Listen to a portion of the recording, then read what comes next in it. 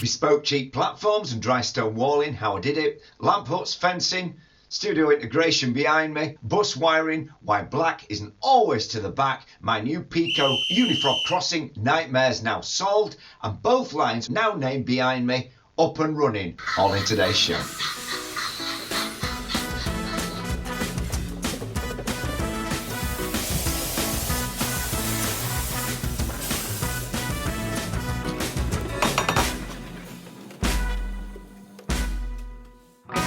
Model Railway, that's Modeloco.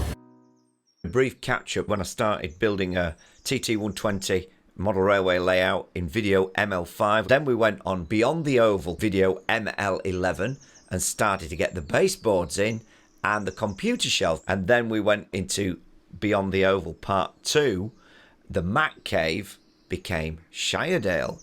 And as we got into video ML16, it started to take shape into the windowsill. A bit of a baseboard, building started to come through, set them out, and I could quickly see you don't just want trains going round all the time. Sometimes you want to do some shunting. So this will make a great place to do that. So everything fitting into that area with the buildings available and what we've got to play with. The platforms from Hornby and Peco weren't going to be wide enough, so it was into the woodshed. Once I got my paper template where I wanted it to be, I just put it over my piece of timber and cut the timber out. Once the timber's cut to the shape that you want it, you want the leading edges on your platform. And to do that, I used an electric planer. Comes with a battery, so you just slot them in and charge them, and it's already set, but you can alter the plane, how much it takes off each time. Nipped into the vise on the workbench and slowly started planing away. If you haven't got an electric plane, you can use a hand plane, but it's going to take a lot longer. And then once it's where you want it and near enough, quick sand with a sanding paper, job done. So I've been thinking 12mm ply, it's got like a brickwork already built in. So I get a jeweler's screwdriver and just start tapping some brickwork in there, or stonework. I don't really want brick on my platform sidings, I want stone. TT120 platform is 14mm deep, 12mm ply, a coat of matte emulsion wash in. We can see how we go. And the way I look at emulsion's like acrylic, and because it's water based, and gloss is like enamel. And while that's drying off, I put a black wash on, cheap and cheerful black acrylic in there, bit of water from my jam jar, there we go, see what that looks like. So once I've dabbed and daubed it a little bit, I brought it upstairs, screwed it down to the removable baseboard that sits behind where the tracks are running. Onto the top of this, I've put some track underlay, and which is very firm. If an engine were to clash into it or anything like that, it's not going to damage any of that fine workmanship on the side of your locomotive. I've put a bit of a white, very light grey wash across the top of that, and to get this sort of, you know, like when tarmac starts to roll and rub and cause puddles. And then I wanted a brown like paving strip down and just a bit of a white edging, not too obvious, you know, like the warning edging strip that's painted on the edges of platforms that wears off. So that's what I've done here. And I'd run a locomotive down the track to see how far I could nudge it up so it's just away from that, you know, from the step boards and anything that could come in to collide with it. I did the same at the back as well, into the sort of goods yard area. So the other thing I'm wanting to mention, now we're on the back of the platform, is that at this stage it's quite common for me to start multi-modelling. So I might be laying some track, then doing some platform work, then doing some painting. You can see I've put the dry stone wall at this point in, and I've gone forward a little bit in time here just to show you and get it all in at once about the accessories that I'm adding and buying, as well as the buildings. So The gates, the style, the fencing, the lamp huts and electrical cabinets all came from West Hill Wagon Works, and the rest have come from various sellers, small sellers on eBay. The Shiredale one and the Willow Brook are by another seller, and I'll put the links below this video, and if you go and use the eBay links straight from my recommendation, it helps the channel just by eBay paying me I think it's 2% or something. I can't remember what it is. It's something or nothing, but every little helps, doesn't it? So if it helps you, that will help me as well. So yeah, all these little figures, all from eBay, the chairs, and I have noticed as I've got the figures that they do vary in size. They might be all classed as TT scale figures, but not TT 120. So, but you can't really tell unless you put them really close up. That said, we must move on. We just drilled here for the crossover, for the Unifrog crossover, diamond crossovers, a 1mm drill, so the frog wires and the rail wires will go through and to the underneath of the baseboard. Couldn't resist getting these long crossings when Peco brought them out, and as you can see, me and the lads from Shiredale got them fitted virtually straight away as soon as they came through the post, more or less, into the design of the layout. But they were gonna cause me some friction, some headaches, because it kept shorting out, did the layout when I began to run it. I'll explain in a minute, but here you can see the back of the platform, the road section, so it's got some undulation, and because I'm doing a windowsill design, I've got to use surface mounted point motors for the points, and as you can see here, for the decoupling units from Hornby. So I've coupled them up to Peco track. Took some doing, but I did it. But anyway, yeah, I'm adding some road, and I'm gonna let these into the road so the road surface will go over the top. It should hide the sort of OOHO point motors out of the way. Being TT, they look a bit bulky, don't they? But having talked to Peco a little bit, I don't think they've any plans to release any TT sized point motors. Before we get on to my issues with shorting out crossings, let's look at my dry stone walling. And I use these expansion strips from Wix. In this you get 18 pieces, 600 by 12.5 by 7.5 millimeters. Total length of 11 linear meters approximately. Take them outside and give them a paint, and you can see it's a nice break from when you're starting to get cabin fever. And if it's sunny, if it's raining, well, you don't do your dry stone wallings, or you could paint them in the shed, whatever. But I'm sat outside here and I'm just painting them, and all I'm going to do is maybe chip away with my craft knife or with the end of my thumbnail the tops of the walling, and also sand a small radius on the walling top as well. You don't have to do this, but I'm telling you, it does look a lot more effective if you do that. And then just paint them again with some grey emulsion. It doesn't have to be anything fancy. I also add a little bit of green on as well, just to get an effect, and maybe a little bit of liching and stuff like that later on. But that's a work in progress as well. If it's in near where one of the locos is constantly running near, a bit of black, bit of dark grey in there, just to add and break up that continuity so it looks even more realistic. And the reason I've come outside, to be honest, is these are made of cork, and once you start sanding it, it does make a hell of a mess. And cork can be a bit static, so it sticks to your fingers, it sticks to your pants, it sticks to everything. So yeah, you best being outside, you can just brush it on the floor, and it's sort of an organic material, so it just beds into the soil eventually and disappears. Now at the same time as fitting walling, I'm drilling for lighting and things like that in future, so that's a good time. So it saves jobs when you're taking the boards in and out all the time. Stitching time saves 9. So yeah, I've moved around the layout now, and I'm drilling and still laying track, and I'm at this point putting another crossing in. I've got an angle bracket holding the shelf up here, so I want to make sure these points are in the right place. Point motor underneath, enough room, and also for the feed wire that's underneath there as well. So yeah, just running the rest of the drill through here before the battery runs out. We've got to get a new one on. So that's it. And I know they're overly sort of large, but I did drill them like 1mm, 2mm, and then you're struggling to get the wire through because it's very thin, and when you're taking points on and off, you know, to cut the ties away and things like that, it soon starts to kink. So a little bit bigger hole just helps that wire just fall through, and there's some adjustment as well. I've also had to resolder these. If you get these crossovers, these long crossovers, the point soldering that they've done is very weak. Not on the actual frog, but on the rails, on these two outer rails. They're very weak, so they're going to want, yours might want resoldering. My batch certainly did. Just take that bit out of there, so pull that point back, get this one in.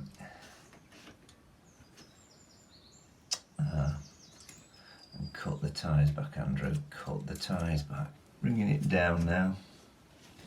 And some people say they have struggled more with this track because the fish plates are engaged really, so they are very small.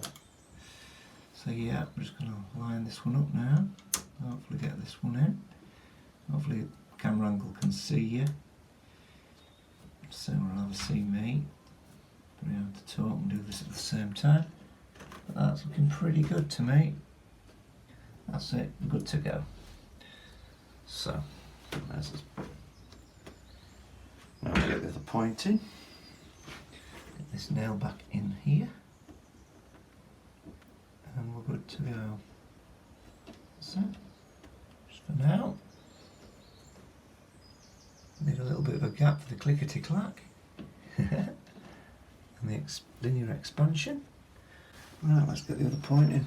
We've got another crossover in. Takes some doing, and quite a lot of fish plates. So yeah, I've just whipped this top shelf off that I'm going to have a monitor on, and I'm just fitting the last piece to the siding. So black to the back. So all I'm doing here now really is getting that angle in as you come off here, and just getting a look, get your eye down to it, have a look at it, and once you get right or something near, get a track pin in just to hold it. Make sure you've drilled it, of course, and yeah. So all I did to get a nice flowing siding was sort of measure from where the points come out, and it's exactly 1 metre long, which is a length of track. So marked it 500, and then got my straight gauge halfway down the track, pushed it in, and then pushed that in so all the track joiners, the gaps between the track joiners were right, and I haven't quite got a full 50mm there spacing, but I've got 45mm, and I've got a little bit of edge in there as well left over, which is how I originally had it. But now at least I've got some block detection coming into the platform with an insul joiner there, and I've got some block detection. We'll talk about it later, so if you don't know about block detection, it doesn't matter. And I've got an insul joiner there and there, so when it gets to this point of track, the train will stop eventually. But I'm not going block detection straight away. But yeah, that's how I get a nice equal siding. And all my dropper wires have been going into these units that you can buy on Amazon. And what I've done is put them on a block of wood and mount them underneath. And this one I've left off, and I remove it, I bolt two together, so the blacks go on the back, the reds go on the front. Numbered all my cables up. Now there's many ways to number cables out there, yeah? And these are the best things I've ever found. They're not cheap, but they work out a lot cheaper than, say, buying one of those printers that are bulky. And they come with a complete set of reels. It doesn't always tell you that, but it comes with a complete set of reels, and these seem to last forever.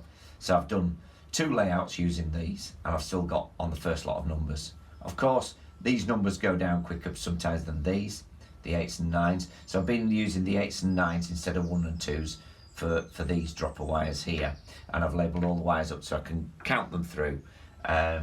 So yeah, these are great. I'll put a link to these, where to get them. They're hard to get hold of, but I used to use them when I was in engineering. They're a 3M product and they are fantastic. And they just peel off and stick on your wire. And once you've stuck them on, you can peel them back off. They're very small, they're easy to read. Number 9, number 6 have a line underneath. And the sticky just will reuse again. If you make a mistake and put it on the wrong one, you can soon peel it off and peel it on again. Great stuff. So I love them. And then that will go with 2 screws under there and just bolt up, and that is held together all neatly. It's visible. These are bolted together at the back and they just remove very easily off those bolts and just push in. They're not going to go anywhere. They're not going to drop off. Tickety boo. So now I'm taking a curve now straight into a second radius curve from here. I'm not going to put any dropper wires on this piece of track because the wires will move as you curve the track. That's a second radius I've already got set out. That's why we're using, as we said in the earlier videos, a little bit of set track to give us an idea, and just gently nurturing this. I'm going to put the second radius in, and then we're going to have to accommodate and fit the board. So what we're doing now, going from second into third radius. Track pin in here. I did this bit on here with a brace underneath, just to help it round.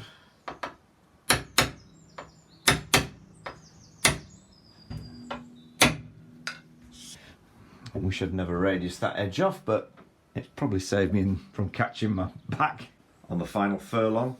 It's finally time to join that inner loop. Admittedly, laying track is a little bit more tricky now. I've got the studio back in, but it's still possible. TT, you see, smaller scale. Just as before, offering the fish plate onto the rail, and then making sure once you've got that on at the correct spacing of these, which is 36mm, streamline spacing. So that's what I'm going to do here. But first of all, I'm going to get this nail in here so it's exactly parallel, and I'm going to use my straight gauge down here just to hold it while I do that. So there is more on track laying in the other videos, but yeah, I've just lined what I've fitted with what I'm fitting with the straight gauge, gently knocking that one in. When I'm joining, especially TT track together, I tend to join it with 2 pins very close together, especially on radiuses, or radii should I say. There we go. Should do. Okay, just to recap here, I'm using a streamline spacing, a track spacing of 36mm. Now a Hornby spacing is 43mm, but I'm going to use, when I come into the bends, working back from 00, if my maths is right, once those longer coaches, the intercity ones, are released, say for the intercity 125 or anything like that, the class 43s, won't clash on a bit of a narrower setting, and I call it the Modeloco 39.5mm TT track spacing. So I'm going to pin the track down at that, and then when those coaches become available, we shall test it and see if it works, because I think 43mm is a little bit too far apart for my liking, but there we go. And I've got that on the other loop, but this loop here, well, this turnaround is going to be the Modeloco 39.5mm. So I'm coming out from 36mm, slightly out as we go into the radius, to 39.5mm. I've got my next piece of track just loosely formed. I'm not putting any dropper wires on these. These are going to come up again. I'm even going to put another piece of timber here and again change this and put this into a solid piece for another bit of a station here and some buildings. So, and this is going to have a separate name. So coming around here now, I've just chopped that little cut off to even the ends of the rails up, cut away the ties previously discussed in videos, and I'm just going to drill it now. So When I'm coming around bends, like I say, I put a couple of holes for pins very close together because they're having to hold the track in place, and then we get more egress space as we go up. So one about every 100 mil or so. By the time I've finished, that little bit at this end here is so small that I'm actually going to let in a piece of offcut a bit longer and chop that back so you've got more of a sweep. If you try and put a tiny little piece in there, it's just going to jar. It's going to look odd. It's not going to bend. I think the easiest way to go is get running in standard mode, and then we can put the dropper wires in, and then I can put the install joiners in for future block detection. Step by step, burnout comes in as well. That's another big issue. We go so far and we think, oh, I just can't be bothered, you know. It doesn't matter whether it's a hobby, a job, school, whatever it is. You've got to burn past that. So here's the offcut I'm going to use for this bit here. And that's the one thing you do get with FlexiTrack. You're going to get offcuts, and they can be as long as that. But the thing is, the track is cheaper to start with. So in the long run, you do save money. So what I want to do here is explain why black isn't always to the back if you have a layout setup like mine. So what I virtually have in effect in Beyond the Oval are two very large squashed dumbbells in a way, which are two ovals, and it's a double track. So this is the send, and it comes back on the loop on this return track here. So that's the outer loop and the inner loop. The inner loop sends out this way and returns here. That being said, say we've got plus and minus. You've two wires, haven't you, that go to your track. Say, for instance, we've got black to the back, and that's going to be a plus wire, and this is going to be a minus wire. When it goes out and returns this way, it then becomes the opposite way round, and this rail becomes your minus and plus, and that goes for the inner loop, which sends out this way, using the way that British Railways have sends and returns and which side of the track they're on in this country. Inner loop goes out this way and comes back here. So plus minus on that same scenario, black being to the back. But when it comes round, black will be to the front. So it's minus and plus. And that threw me for quite a while because I wanted everything to be as simple as A, B, C. And it's not, is it? Because not only have we got a new scale, not only have we got new points from Peco, but they're a new kind of point as well. So in the past we've had Unifrog and Electrofrog. Now we've got Unifrog points as well on top. And it's the first time I've ever configured a layout in this way. And the other point is, we've got a new system as well, the HM7000 system at the moment that I'm running on this, toggled with the Elite. That's all new. Even the decoders in the locomotives on TT120 are all new. The Bluetooth, there's always new things to be developed, new things to look at, and new things to see. So that on top, as soon as the locomotive came down, hit the wing rail, it shorted out. Now, had these tracks just been going to a natural station at either end and a dead end, everything would have worked fine out of the box. But because it's a return loop and there's a reverse in polarity, goes out that way and comes back that way, so to speak, that's where the short came in. At first I thought I could do it by putting install joiners in different places, but it didn't work. So the install joiners are here and here. And I've also, of course, got dropper wires on this line here, and further on up this line and this line, I've put some install joiners on both sides of the track. And it works. The trains run. It's not the be end and end all. There might be a better way to do it. It's possible because the train is always going to come in this direction on this track. That'll move the install joiners here because it's this section of track here that is being reverse looped, if you know what I mean. That's where the module's based. It's not here, it's here. I've even heard that, you know, looking into this, that especially not on the Unifrog because they're new, but on the Electrofrog, that sometimes, you know, worn parts here or worn flanges on your locomotives can bridge this frog and cause a short as well. That being said, once I do get block detection, at the moment, reverse loop module wise, on this crossing, I'm using the older type Hornby reverse loop module that I had spare from my loft layout. On the other crossing, I've gone for a Unifrog juicer, which doubles up as a reverse loop module if you alter some of the jumpers on the circuit board, which I've done. So the Hornby reverse loop module is a relay based module, and this is more of an electronic based module. I do have another reverse loop module out in the shed for when I do the layout out there, because I'm recreating Gothland Station. And imagine this is Gothland Station, and then of course this line ends and it points across and then it comes back on this track as well. There's just 2 tracks. When I looked at block detection first time with LoDi-KSM, which is now Yamaha of course, and they're making sort of the block detection units instead of LoDi-KSM. Must have had some sort of fallout, whatever, I don't know.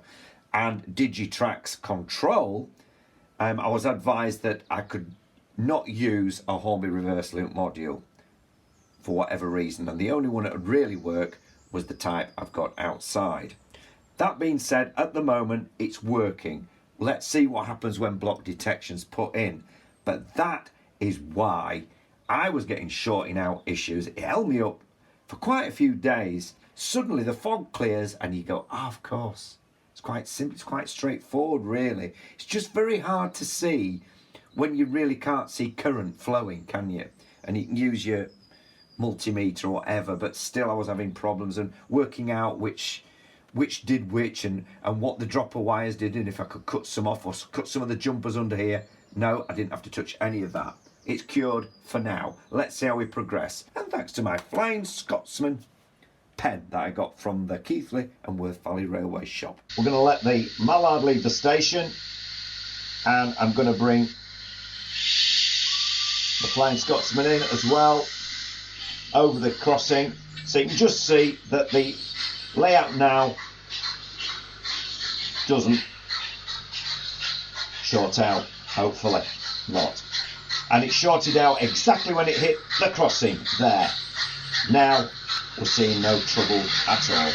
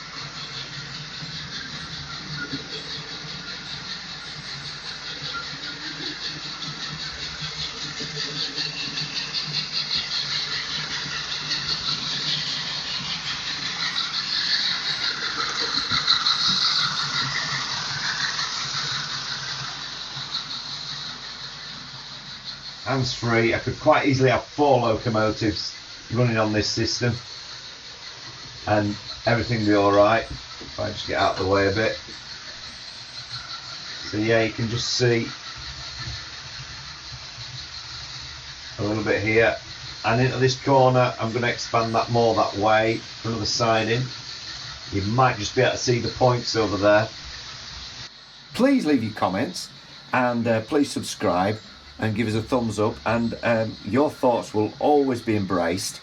I might not always agree with them, but I always love hearing what you've got to say.